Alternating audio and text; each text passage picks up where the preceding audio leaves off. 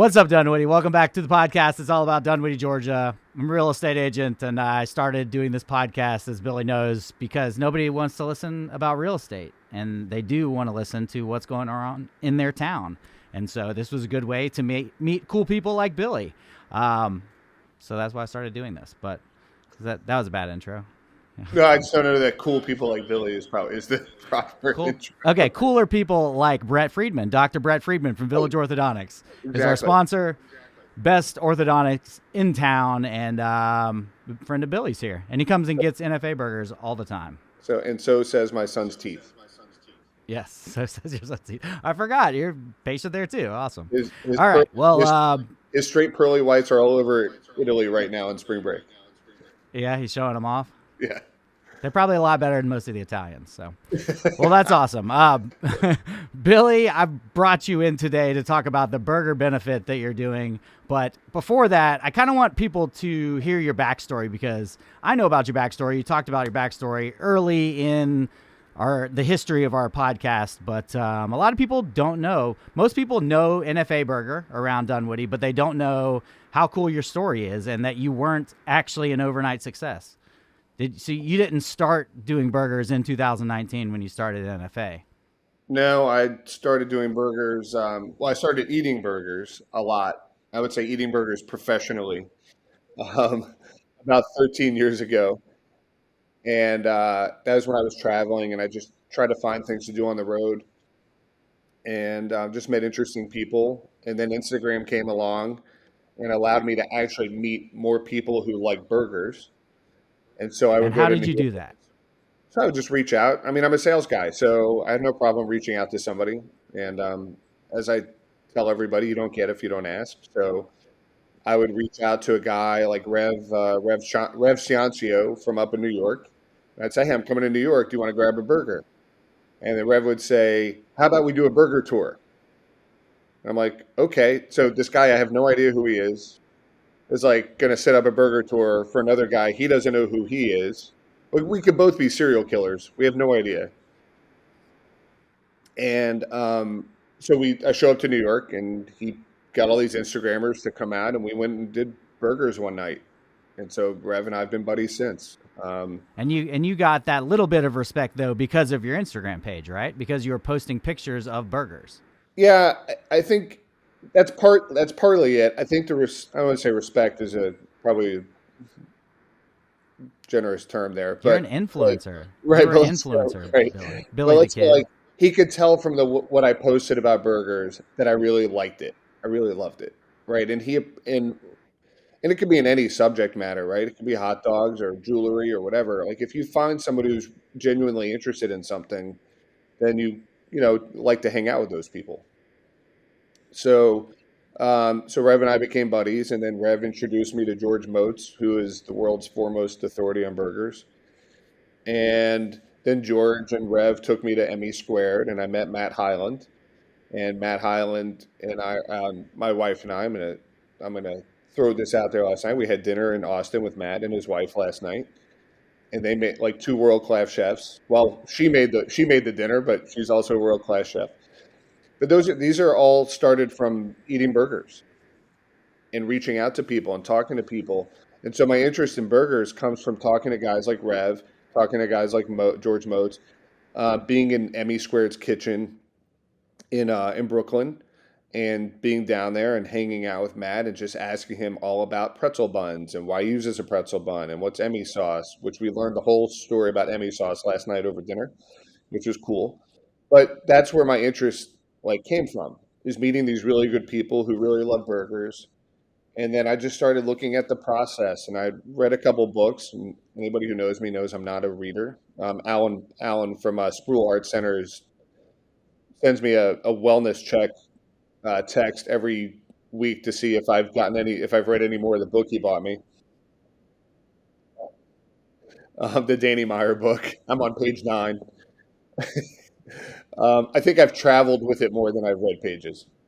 So, but I'm working on it. Anyway, I would read books about restaurants and just pick up things, and I would watch documentaries. I watched a Danny Meyer documentary about him opening 2 restaurants in New York at the same time, which is insane. Like, to this day don't understand why you would do that, but he did it. That's why he's a legend. Well, So, when did you start making all these burgers? I started when people started asking me how to make a great burger, and I was like, oh, I really have no idea how to make a great burger. I knew I like, I just, and all I know about burgers is I know when I like it. Okay. I don't know anything about how it was raised, and I don't know where the bacon came from, and I don't really care about all that stuff. I just care that I like it. And so I really had to sit down, I did some research, and I decided to kind of write a checklist of things I like and don't dislike about burgers when I go out to eat. And so I dislike when I have to send my medium rare burger back because it's well done. I dislike thick strips of bacon that when you bite it, it comes off the bun, and and then you have to put it back. Or it's frustrating. Um, I don't like getting a burger with special sauce or something else where you bite into the burger and you don't taste the sauce in every bite. So I started putting this whole checklist together of things that really kind of, I would say annoy me, but if I had the choice to do it myself, I would do it differently. And so then the question was, all right, what burger can you do that with? And so I started researching, and I came up with a smash. Not I didn't develop the smash burger, but I just came to the conclusion that that's a burger you can cook perfectly every time. It's not You cooked to checked all order. those boxes. Right. It. You don't cook it medium rare. You don't cook. You're not sending it back because it's overcooked. It's cooked the one way we do it. We use diced bacon so that we can put bacon in every bite, and that you're not fighting with it. We do the sauce in a way that when you push the bun down on the meat, it spreads out, so you get sassy sauce in every bite. So I was able to make a burger that checked all the boxes of what I enjoy. And then I started inviting friends over, and then it got to the point where I'd say, "Hey, I'm testing a new batch of my seasoning," and they wouldn't even wait for the invite. They'd just kind of show up at the door, knowing that the next words out of my mouth were, "I'm cooking burgers at the house," and then it just became a thing.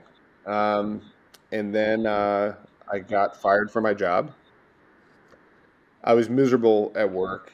I was fighting with my CEO pretty much every day Sounds like because you were just thinking of burgers all the time too.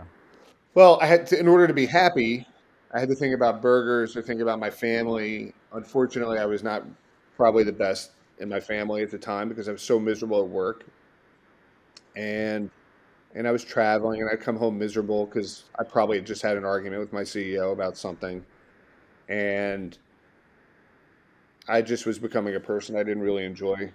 And so when I got the reason I got fired, I'm not going to get into it, but I would do it 100 times out of 100. I would not change one thing, one reason about one way that I did something that caused me to get fired. I wouldn't change I wouldn't change it. I would do it every day of the week.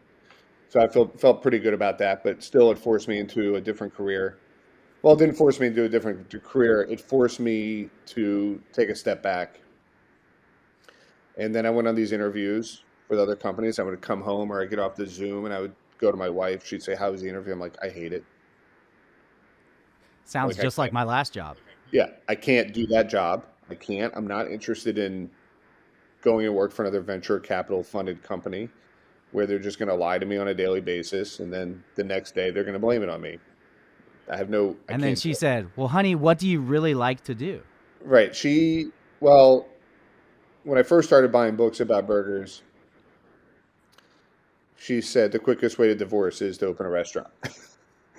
And but as I time went believe that. on, right, right, as time, well, it stems from her parents having worked together in a store they owned, and she just didn't want to be in a position where she had to be in the family business.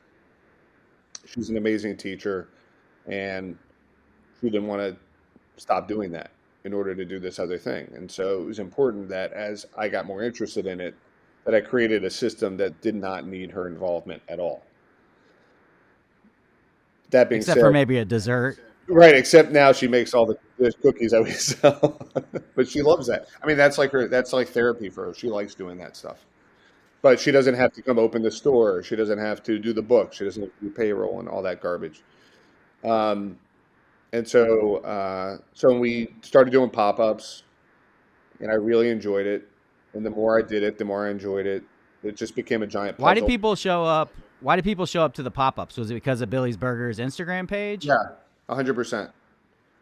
And I always say, like, tell people, like, it's NFA Burger was built by Instagram.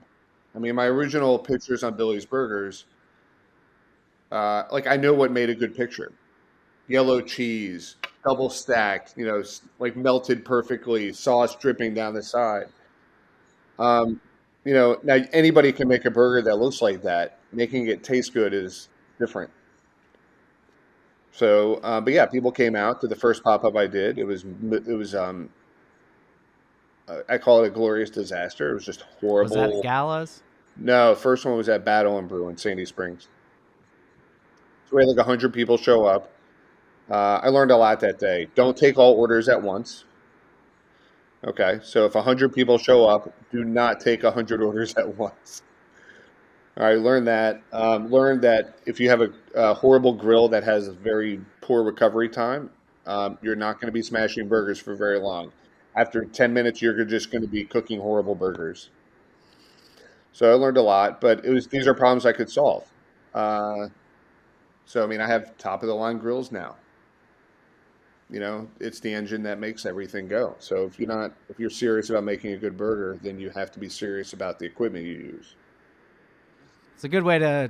If you're gonna mess up, do it at a pop-up instead of do it at your own place. Yeah, I mean, I came home. My You're wife not said, gonna get a bad Google review. No, those come later. I was just looking at it. You got like 4.8 now. That's pretty good. It For is. for as many people who want to hate on a good burger, 4.8 is not bad.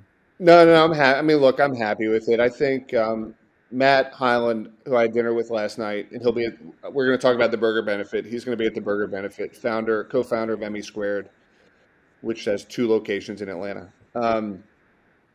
We talked about it last night. They're just people who want to knock you off your pedestal, and all we want to do is serve burgers to people who enjoy it. We don't want to. I'm happy to be popular. I'm happy to be rated and win awards. But at the end of the day, the thing that makes me happy is when I see somebody take a bite of my burger and they have a smile on their face. Like, I don't care if they run home and leave a review. In fact, I tell most people, not most, if you ask me if you can leave a review, I say just bring people with you next time. Don't worry about reviews because I really don't want to worry about that stuff. I just want people to come and enjoy themselves. That's all. Well, let's talk about the burger benefit. All right, let's do Tell it. me more about that. It's May 7th, right? Yeah, May 7th at NFA. So I'm going to set up the burger benefit. I was listening to a podcast called The Sporkful with Dan Pashman. It's a great podcast if anybody wants to go get into a food podcast. And this one particular episode was about discussing like how food culture is portrayed in TV and film. So they had this, I forget her name. She was a lot of fun to listen to, but they talked about The Bear, which is on Hulu. It's about an Italian beef place in Chicago um, with the kid from Shameless. I don't know his name. But anyway, um, they talked about Atlanta with Donald Glover Jr. And how food is portrayed in that show. And then they talked about The Menu, which is a movie with, I forget the name of who's the name of the woman from The Gambit? Anya, Queen's Gambit. Anya and Ralph Fiennes from a lot of stuff. Anyway, they're in this movie, and they had the chef who inspired the burger in the movie on the podcast. And I had never considered watching the movie. In fact, they spoiled the whole movie during the podcast. Yeah, and I still went and I watched it. I've now watched it 3 times, and it's still shocking every time I watch it. But at the end of the movie, they have a burger, and I'm going to spoil this. The whole idea of the movie is just enjoy your food. Don't show up trying to knock somebody off their pedestal. Don't show up knowing more than the person making your food. Go somewhere hungry and enjoy and understand that the person serving you the food, wants you to be happy. That's it. Like, don't when somebody comes into your pizza place and they don't enjoy themselves, it's not because you and your dad or whatever were just sitting behind the counter going, man, we're going to make this guy miserable today, right? Like, that's not how it works. You want to make a great pizza and you want somebody to be happy, and that's what my crew does. Sidebar, we just had a review from a guy. He's like, I came 2 years ago and I gave it another shot and I still don't like it. I wasn't wowed. He wrote that in a review. I'm like, well, you came 2 years ago and then you came today and then nothing's changed. Like, literally, my staff is the same. All the ingredients, nothing's changed. I don't know what he expected the second time around to be wowed. He wanted to be wowed the second time. Yeah, he wanted to be wowed. He didn't like my wife's schmoops, which that kind of offended me more than anything. But So you're going to try to create this menu burger, right? yeah, we're going to create the menu cheeseburger, the cheeseburger at the end of the menu. Sorry. So I called John Ben Hayes. He's the chef who inspired the burger in the movie. And I said, do you want to come up to NFA and we'll do a pop-up for the Giving Kitchen? We'll make your burger and then we'll donate all the food, all the money to the Giving Kitchen, which is an amazing charity that helps the food service industry. And he said, yeah, let's do it. So then I got off the phone with him and my pea brain, the way that I think about things, was like, hey, can we make it bigger? So I was like, what if we invited chefs from all over the country? And they came and they made their own version of this burger. So I called George Motes up in New York and I told him the idea. And he said, if you pick a date that I can do it, I'll come down. And so we picked May 7th. And then it just started filling in from there. And then I reached out to Matt Hyland from MB Squared, and I reached out to just people that helped me throughout my burger journeys, or people that I met that I just wanted to. It's basically me inviting a bunch of people that I really like to hang out with. Yeah. And cook burgers. That's what it sounds like. Yeah, it's really. I mean, the charity thing is just secondary. No, the charity is amazing. My father was in the shoe business and was a part of a charity called the 210 Foundation. And the goal of the 210 Foundation was to help people in the shoe industry who needed help. Down on their luck, they got sick, they couldn't work, they needed to pay bills. The Giving Kitchen was founded here in Atlanta and is the same idea for the food service industry. So the idea that I could do something similar to what my father had done in his career with the industry that's helping provide for me and my family was something that was really beneficial. And the Giving Kitchen has a southeastern footprint, but they help anybody around the country. If you break your arm in New York and you need help paying a bill, you can reach out to the Giving Kitchen. So it was really easy to get George Motes and Matt Hyland and people from Miami and people from all over the country to come and make burgers because they all have employees. We have all had employees. Well, knock on wood, I haven't yet. It's going to happen. But we're all going to encounter a time where our employees need help, and we're not able to cover it the way we want to. Down on their luck. Yeah, I mean, and that just happens. And not only a few restaurant owners in the world can take care of those problems and not worry about it. I can't. I mean, if something happened to one of my employees, I don't have the funds to take care of them. I would need help. So it's a great organization. The Giving Kitchen's behind it. We're inside 30 days. Tickets go on sale. There are 2 sale dates. April 13th is if you've signed up for the newsletter on burgerbenefit.com. Okay, I did that. Check. Yes. And then if you don't feel like being on that database, then you can just buy tickets on April 14th. So here's how it works. There are going to be 3 shifts per hour from 11 o'clock through 8 o'clock. You're not going to know which chef you get. You'll buy a time slot. Let's say you bought 11:30 A. Okay? You don't know if that's going to be Walt Emmer, the CEO of Waffle House. You don't know if it's going to be my buddy Nick from Burger Buff from up in New York. It could be me. It could be George Motes. You have no idea. You're going to show up. You're going to get a burger, a world-class burger, cooked by somebody who cares and wants you to enjoy yourself. You're going to get some crinkle-cut fries, just like the movie. And then you're going to hang out. And you're going to get to talk to chefs who are not cooking. And You're going to meet other people who love burgers. You can go to Barn and get a drink and hang out. And some of that money is going to go to charity as well. So, you're going to be able to have a good time. And if you're there to knock somebody off their pedestal, stay home. You can donate money from home. You don't have to come make everybody miserable at NFA. But if you want to have a good time and meet people who really care about the industry, who care about your experience when you eat a burger or when you eat at their restaurant, then you can come hang out with us and have fun and do something good and give back. And I'm going to give some shout outs here. Certified Angus Beef is providing all the beef free of charge through Buckhead Meat. So, I mean, that's really cool. It's a lot of money. We have Short Bale of Bourbon. They're going to partner on some bourbon. We'll have a tasting area at Barn. Scofflaw Brewing is going to is going to work with Barn to make sure that there's tasting for beer. And excuse me. What else?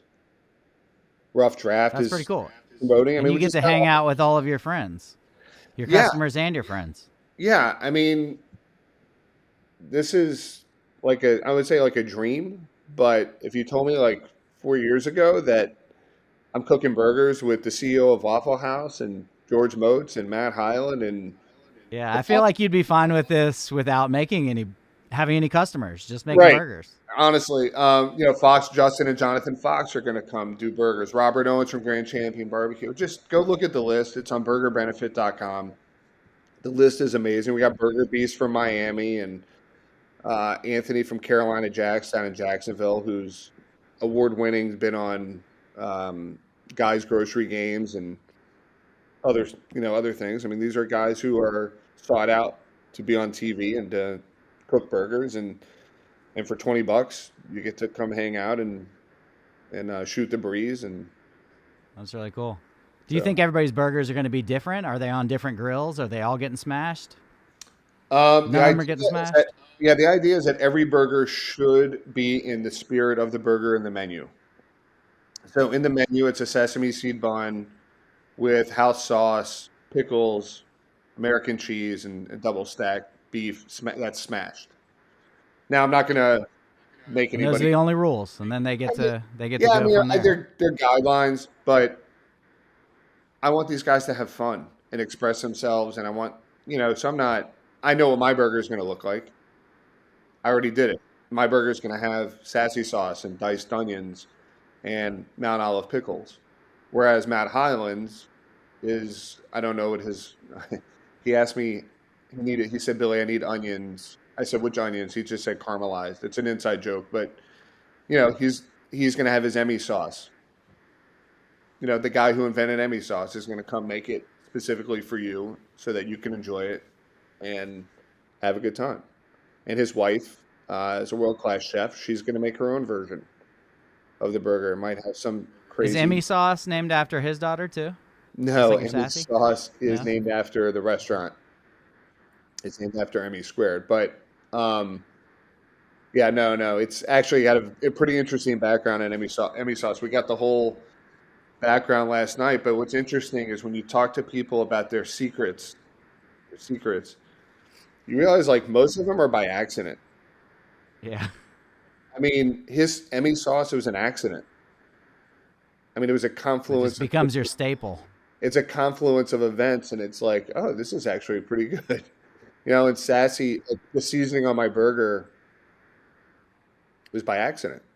Amazon sent me the wrong paprika one day, and I was just like apoplectic about getting the wrong seasoning. And then my wife came home, and she's like, "Oh, that smells really good." I was like, "Oh, okay, we'll do that then." So, I mean, now it's the staple part of the burger that I make.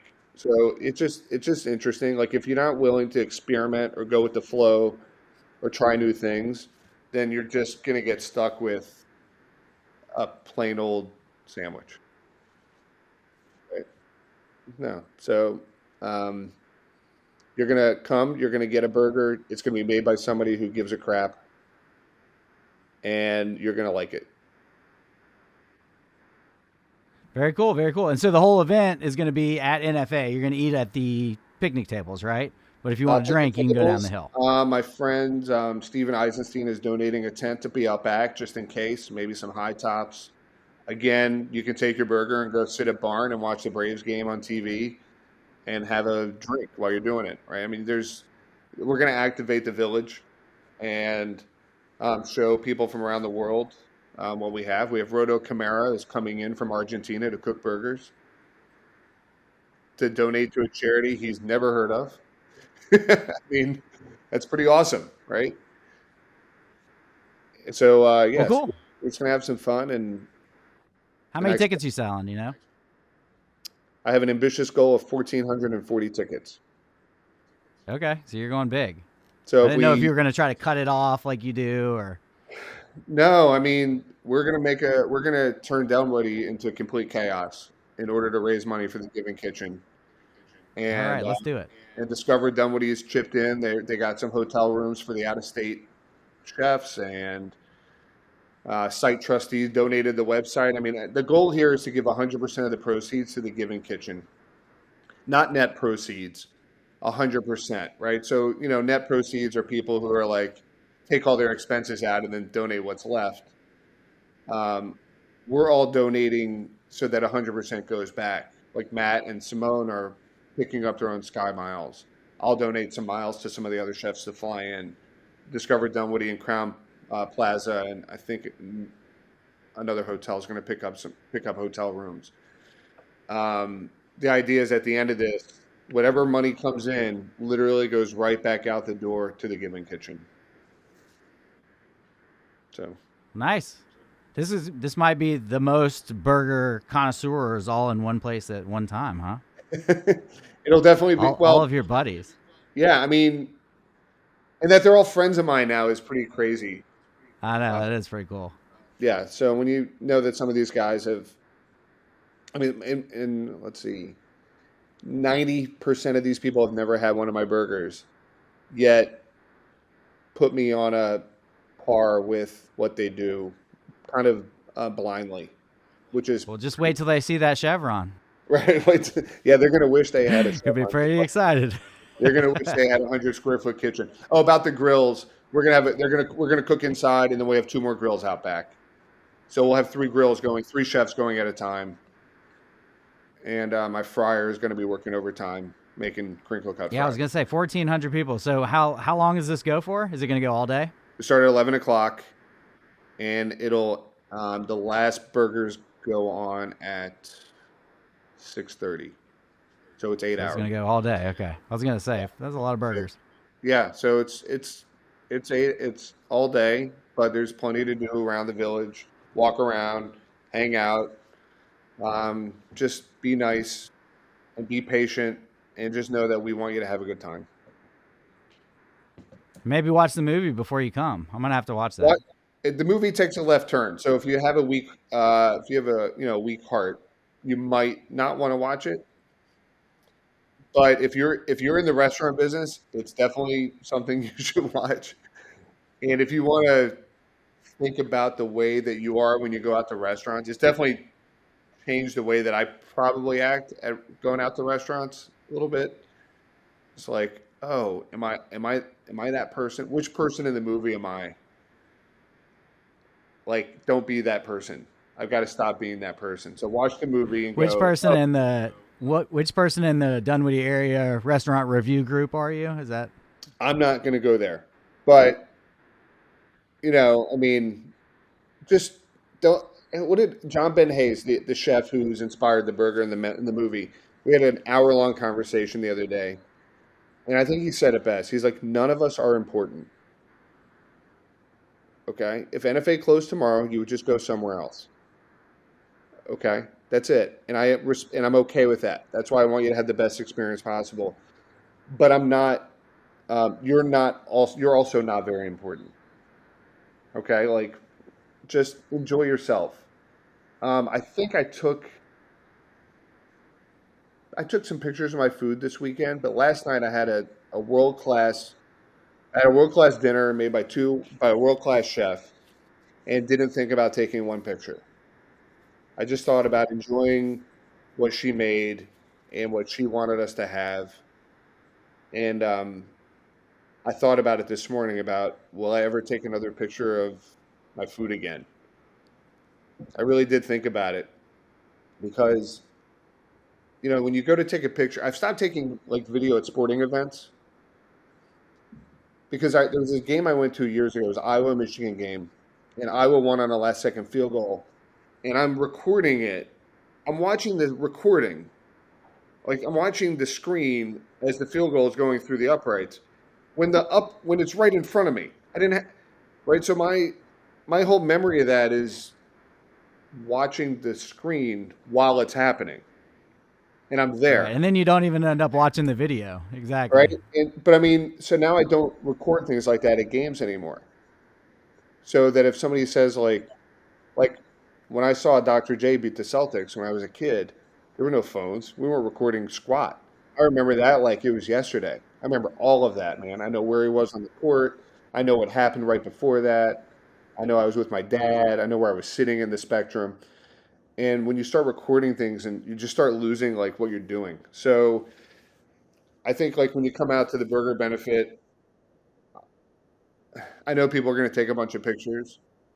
If not one picture was taken and everybody just ate their burger right out of the bag, that would make me probably happier. So, Well, there's one picture. You got to take a picture with all your buddies all together. yeah, no, we're going to do that. That's a necessary picture. We're going to do that. We're just going to have some fun, man. We're going to have some bourbon and some beer and a burger. And I'm going Awesome. to reach out. Put that day aside. Yeah, I'm going to reach out to somebody to have a song made. One burger, one bourbon, one beer. It's going to be our own version. Yeah, make sure you get everybody's names in it. Yeah. Well, that's cool. Well, I'm excited about it. All right, thanks. I know you're excited about it. So yeah, I'm pretty thanks, excited. buddy. All right, man. I'll see you in the village.